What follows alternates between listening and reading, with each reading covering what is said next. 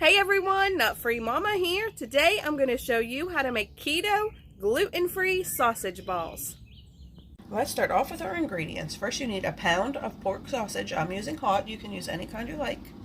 1 8-ounce package of cream cheese softened to room temperature. A half a cup of shredded cheese, any kind you like. A half a cup of parmesan cheese plus more for rolling. A half a teaspoon of garlic powder and 1 egg. Okay, let's preheat our oven to 350 and line a large baking sheet with parchment paper and set it to the side. All of my ingredients are added to a large bowl and I am just going to mix that together with my nice clean hands.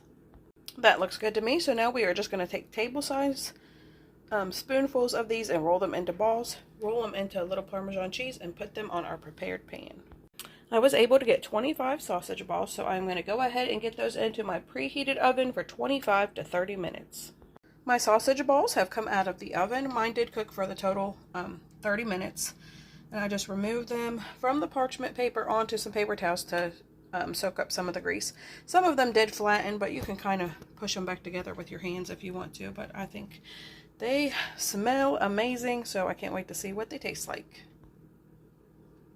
Alright, my sausage balls are all set up and I drained all the excess grease off here. So they are ready to go. I can't wait to see what Taste Tester thinks. Hey, Taste Tester. Hi. Have a little taste. Okay.